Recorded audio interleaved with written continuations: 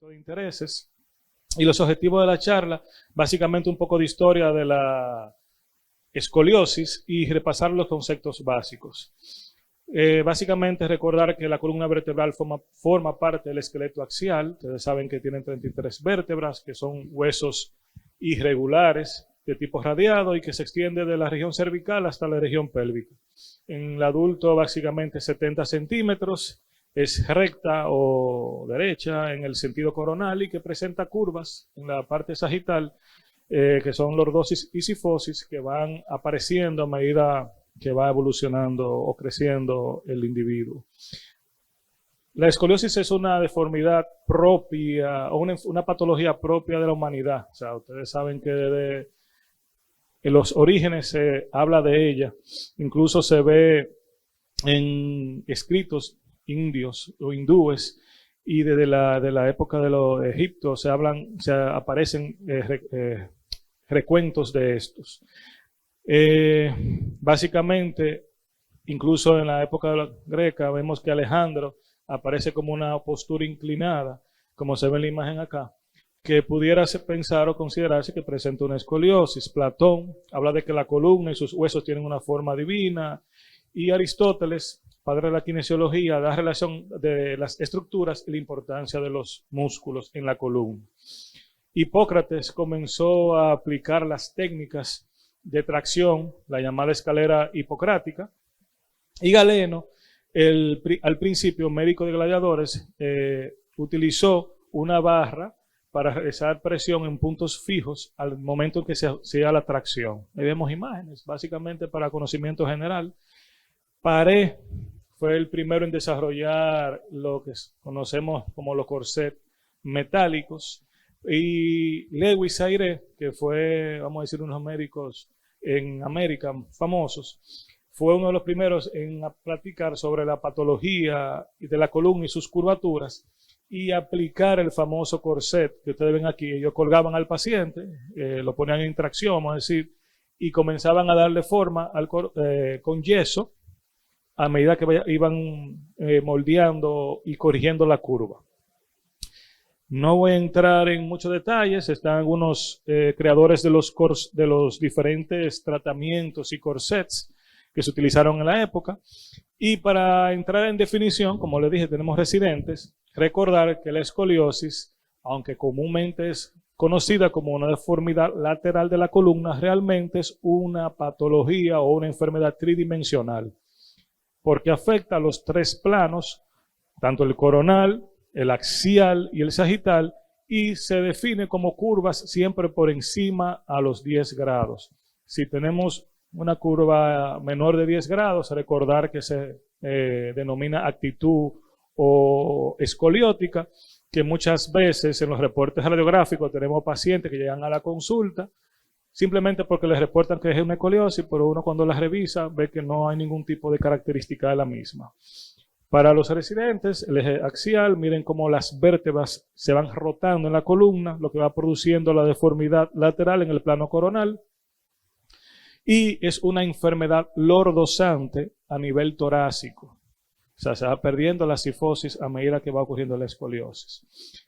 Modo más rápido de clasificación, no voy a entrar en muchos detalles porque cada uno de esos tipos es vamos a decir, un simposio o un día para hablarlos. Tenemos que las escoliosis, a modo general, son congénitas, neuromusculares e idiopáticas. Generalmente, cuando hablamos de escoliosis, a menos que no especifiquemos, nos referimos a la idiopática. Recordar que la congénita puede deberse a los defectos de segmentación o de formación o componentes mixtos. Ella tenemos la infantil cuando es menos de 5 grados, la juvenil cuando es de 5 años, la juvenil de 6 a 10 y la del adolescente por encima de los 11 años, hasta los 15 años generalmente. La clasificación de la escoliosis de inicio temprano, que es un tópico que se habla de manera independientemente de la sintomatología, el tipo de escoliosis, la mostramos aquí, pero a medida que avance el módulo la vamos a ir presentando. Simplemente para los residentes, los defectos de formación, de segmentación y cuánto hay combinaciones.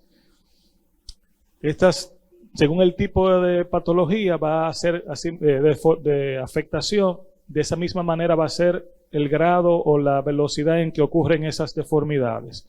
Y podemos presentar combinaciones de estas que no dan ningún tipo de curvatura porque se compensan. O sea que eso es simplemente para conocimiento general. Las idiopáticas, la más común es la del adolescente, que ustedes saben.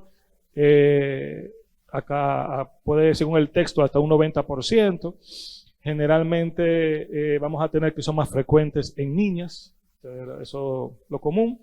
Y las curvaturas van a ocurrir generalmente mayor de 40 grados, se consideran quirúrgicas. Vamos a ver que la prevalencia a nivel mundial puede alcanzar hasta un 5.2%. No voy a entrar en patogénesis porque eso le corresponde más adelante. Sí, el examen físico para los residentes es importante. Yo creo que siempre debemos hacer énfasis en esto. Cuando tenemos un paciente con escoliosis, lo que debemos es evaluar al paciente, vamos a decir el tronco del paciente. Vamos a evaluar la altura de los hombros, que pueden encontrarse uno más descendido que otros. Eso se refiere a oblicuidad de los hombros. Las escápulas, vamos a encontrar que una se puede encontrar más prominente que la otra. Asimetría del ángulo del talle, que es este ángulo que vemos aquí. Siempre uno lo ve cuando ponemos al paciente de espaldas a nosotros. Y la oblicuidad de la pelvis. Luego de realizar esta inspección, procedemos a hacer el test de Adams, que ustedes saben que le pedimos al paciente que se incline hacia adelante. Si hay una escoliosis, va a haber una alteración del tronco en esta zona para una aparición de una jiba, que ya con eso tenemos claro el diagnóstico. O sea, ese es vamos a decir, un test específico. Y si tenemos un escoliómetro, podemos utilizarlo para medir la deformidad. Siempre se debe hacer con las extremidades en extensión completa. Y el test de la plomada. Con esto vamos a evaluar cómo está el tronco en la parte superior con relación a la pelvis, si está centralizado. Lo que le explicaba del escoliómetro, muchas veces se utiliza para ver qué grado de deformidad.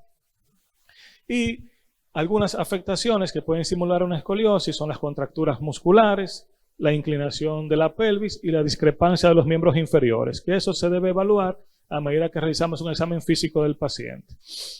Es importante tener en cuenta que, aunque la mayoría de las escoliosis pueden pasar, vamos a decir, de forma benigna, tenemos un grupo de pacientes que entran dentro de lo que son signos de alerta o alarma, ¿verdad que sí? Son aquellos que tienen estigma de la piel, las alteraciones neurológicas. Muchas veces por la velocidad se nos olvida buscar los reflejos o los reflejos cutáneos abdominal, que si está presente hay que estudiar al paciente inmediatamente desde el punto de vista neurológico. El dolor y el patrón de dolor es importante tenerlo en cuenta. La escoliosis en sí no duele, pero algunas series puede llegar hasta 50%, el paciente referir dolor, la presión de fiebre y algunos síntomas constitucionales. No voy a entrar mucho en esto, el Tanner. Recuerden para valorar la madurez del paciente y la radiografía panorámica. En cuanto a la radiografía, tenemos la radiografía panorámica de la columna en el eje anterior o coronal, el plano coronal, y la lateral para evaluar las distintas curvaturas en el punto de la vista sagital. Importante tener en cuenta cuando evaluamos una radiografía siempre es la presencia de rotación, porque si el paciente tiene una curvatura una escoliosis o una imagen de escoliosis y no presenta rotación, eso es un signo de alerta. Y las curvas que son generalmente características, por ejemplo, una escoliosis neuromuscular tiene una curva en forma como un arco directamente. Muchas veces no tiene curva compensatoria, en forma de C, mientras que la escoliosis idiopática muchas veces tiene una curva primaria o estructural y una secundaria y compensatoria. Que eso uno lo va a evaluar tanto en base a la magnitud como al grado de rotación que tenga esa curva. Las radiografías Bendings, que lo vamos a ver que a medida del módulo siempre se van a presentar, que nos van a ayudar a definir qué tan flexible es la curva y hasta dónde vamos a realizar la instrumentación. El grado de rotación de las vértebras para definir, vamos a decir, la parte apical de la curva. Y Se pueden utilizar radiografías con tracción o con fulcro con el objetivo de ver qué tanto corrige. Clasificación, hay una conferencia para este tópico. Y recordar el ángulo de meta, que es el ángulo costo-vertebral, que nos permite relacionar la vértebra apical de la curva con las costillas y su relación. Si al buscar este ángulo la diferencia es mayor de 20 grados entre uno y otro, esa escoliosis está en progresión. Eso es importante tenerlo en cuenta. Generalmente se usa mucho en las escoliosis infantiles. Más adelante vamos a entrar en esto, que cómo uno define cuál es el porcentaje de crecimiento esquelético que le queda restante al paciente. Hay diferentes maneras de hacerlo. El RIS, el cartílago trirradiado. A mí me gusta mucho utilizar este cuadrito cuando veo a los pacientes de escoliosis, que tiene que ver con el olecranon. Y la tomografía nos ayuda a definir los pedículos, la pars, y si hay presencia de disrafismos al momento de uno pensar en considerar la instrumentación. Y todo paciente que tenga una escoliosis debemos de realizar una resonancia magnética de columna total, con el objetivo de buscar malformaciones craneocervicales, disrafismos, ectasias o una médula anclada. Para casi ya finalizar, los criterios de tratamiento: evaluar la magnitud y el tipo de escoliosis y el potencial de crecimiento. El tratamiento conservador y quirúrgico se van a ser comentados más adelante. Y los diferentes tipos de tratamiento van desde la terapia física hasta la parte quirúrgica. Simplemente para recordar, la escoliosis es una patología tridimensional, no podemos verla como una simple radiografía. Hay que evaluar tanto componentes óseos, musculares y neurológicos. Dependiendo de la magnitud y la madurez esquelética se realiza el tratamiento. Uno generalmente toma en consideración esto. Y siempre estudiar al paciente para descartar algunas otras causas que puedan producir escoliosis que no sean las que siempre nosotros conocemos.